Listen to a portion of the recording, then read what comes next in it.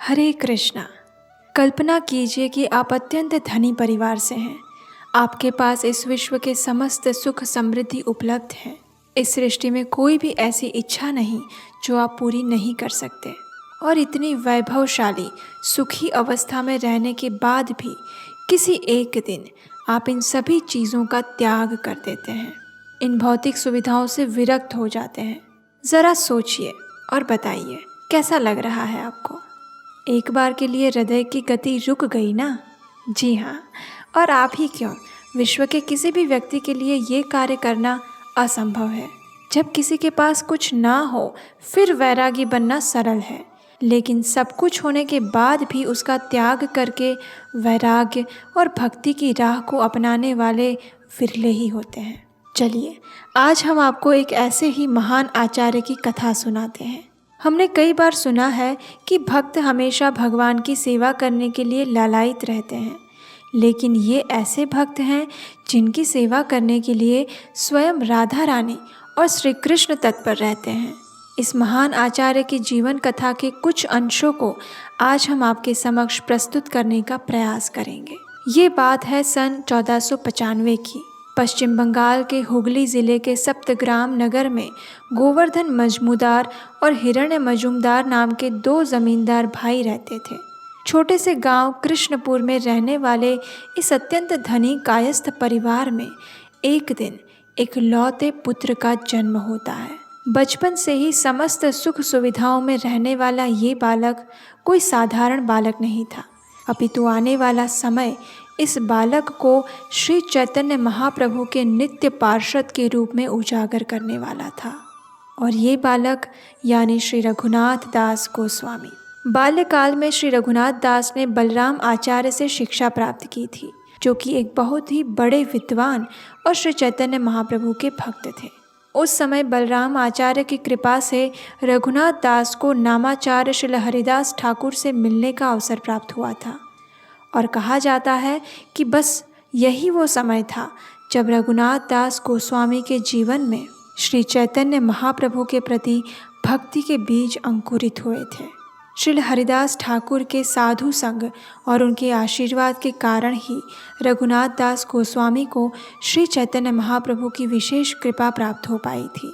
अत्यंत समृद्ध परिवार में जीवन यापन करते हुए भी रघुनाथ दास ने बाल्यकाल से ही वैराग्य, भक्ति और परिवार के प्रति अनासक्ति का प्रदर्शन किया था। मात्र 15 वर्ष की आयु में जब उन्होंने सुना कि श्री चैतन्य महाप्रभु ने संन्यास ले लिया है और नित्यानंद प्रभु ने उन्हें वृंदावन जाने से रोककर अभी शांतिपुर लेकर आए हैं, तो युवा रघुनाथ दास ने अपने पिता से आग्रह किया कि वे श्री चैतन्य महाप्रभु के दर्शन करना चाहते हैं। लेकिन उनके पिता इस बात के लिए तैयार नहीं थे कि उनका पुत्र इतनी छोटी आयु में किसी सन्यासी का संग करे। लेकिन रघुनाथ दास स्वयं को रोक नहीं पाए और वे दौड़ते हुए शांतिपुर पहुंच गए, जहां उन्होंने सर्वप्रथम बार अपने आराध्य श्री चैतन्य महाप्रभु का दर्शन किया। वृंदावन के 6 गोस्वामियों में से रघुनाथ दास गोस्वामी ही थे जो श्री चैतन्य महाप्रभु को सबसे पहले मिले थे। श्री चैतन्य महाप्रभु के दर्शन करते ही रघुनाथ दास की आंखों से अश्रु प्रवाहित होने लगे। उन्होंने महाप्रभु के चरणों में गिरकर उन्हें दंडवत प्रणाम किया और भगवान ने अपने नित्य पार्षद को पहचान लिया और दोनों के बीच में दीर्घ प्रेम का आदान प्रदान हुआ। रघुनाथ दास ने उस समय श्री चैतन्य महाप्रभु को कहा कि वे अपना परिवार त्याग कर उनके साथ रहना चाहते हैं, लेकिन महाप्रभु ने उस समय उन्हें अपने परिवार में ही रहने का आदेश देते हुए कहा, इस समय तुम वापस अपने घर चले जाओ, अपने आप पर नियंत्रण रखो, श्री राधा कृष्ण के प्रति अपने प्रेम को अपने हृदय में ही धारण करके रखो, उसे बाह्य लोक व्यवहार में प्रदर्शित मत होने दो। बहुत जल्द ऐसा समय आएगा जब तुम अपने जीवन को संपूर्ण रूप से कृष्ण चरणों में अर्पित कर पाओगे। इस प्रकार श्री चैतन्य महाप्रभु के आदेश को शिरोधार्य करते हुए रघुनाथ दास ने अपनी पारिवारिक जिम्मेदारियों को निभाते रहे।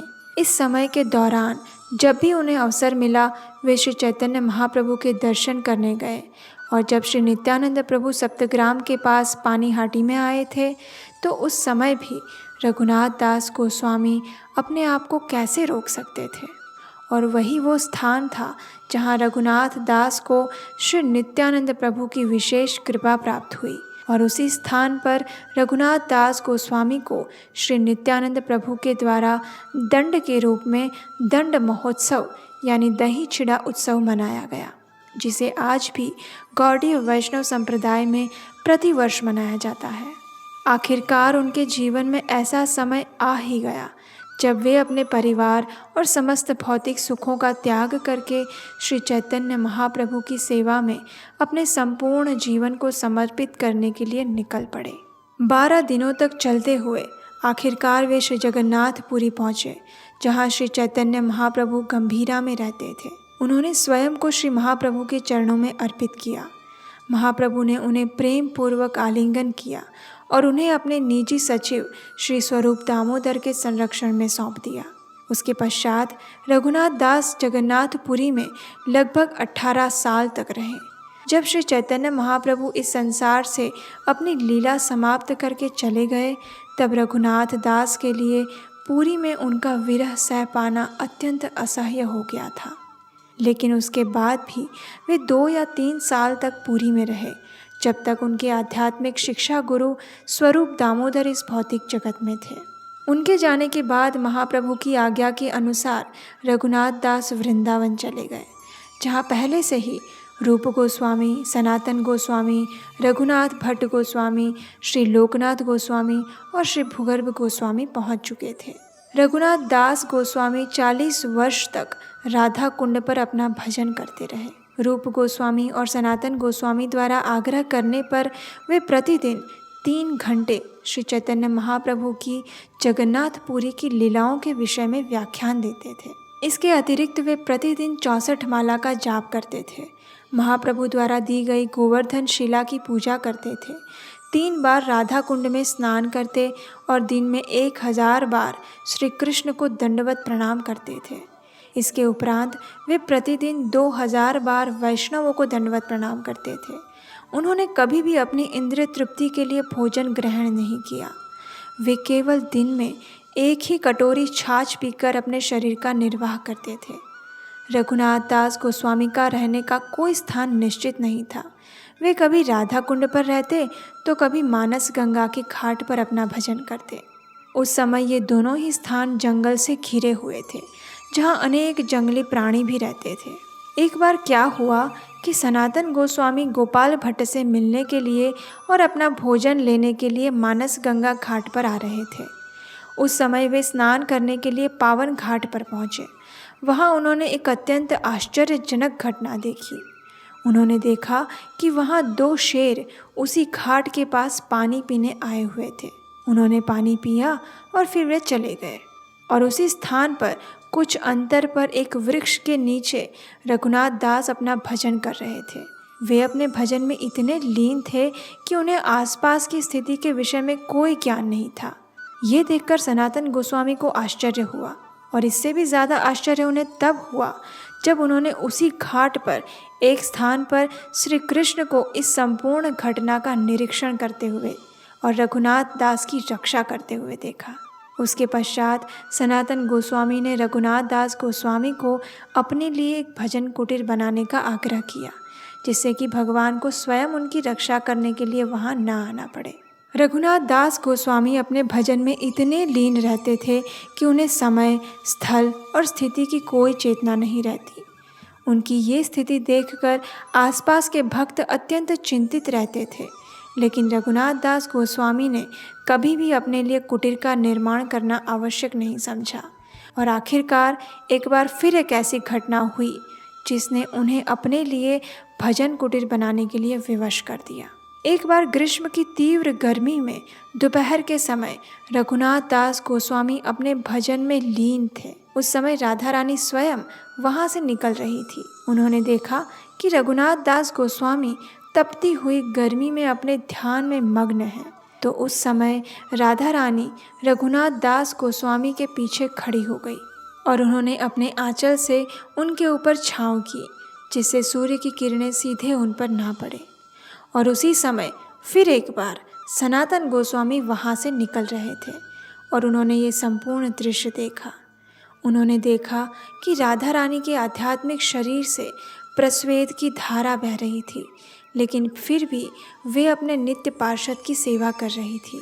जब राधा रानी ने सनातन गोस्वामी को वहाँ देखा तो वे उनके समक्ष मुस्कुराई और फिर वहाँ से चली गई। ये देखकर सनातन गोस्वामी तुरंत रघुनाथ दास गोस्वामी के पास पहुँचे और वहाँ जाकर उन्होंने प्रेम पूर्वक उनको डांटते हुए कहा कि अब उन्हें किसी भी परिस्थिति में अपने लिए भजन कुटीर का निर्माण करना ही चाहिए, क्योंकि इस प्रकार बार बार कृष्ण और राधा रानी से अपनी सेवा लेना सर्वथा अनुचित है। इस घटना के बाद रघुनाथ दास गोस्वामी ने अपने लिए एक भजन कुटीर बनाई और आज भी गोवर्धन में राधा कुंड पर श्री रघुनाथ दास गोस्वामी का समाधि स्थल है। उन्होंने अपने जीवन काल के दौरान स्तवमाला, दानचरित और मुक्तचरित नाम के 3 ग्रंथों की रचना की है। इन सबसे ऊपर गौड़ीय वैष्णव संप्रदाय में उन्हें अपने वैराग्य के लिए याद किया जाता है और इसीलिए श्री रघुनाथ दास गोस्वामी हमारे प्रयोजन आचार्य हैं, जिन्होंने हमें अपने आचरण के द्वारा जीवन के अंतिम उद्देश्य के विषय में सिखाया है। ऐसे महान आचार्य और वृंदावन के गोस्वामी के आज तिरोभाव दिवस पर हम उनसे प्रार्थना करते हैं कि वे हमें अपना आशीर्वाद प्रदान करें, जिससे श्री चैतन्य महाप्रभु की विशेष कृपा प्राप्त करके हम अपने आध्यात्मिक अंतिम गंतव्य को प्राप्त कर सकें। हरे कृष्णा।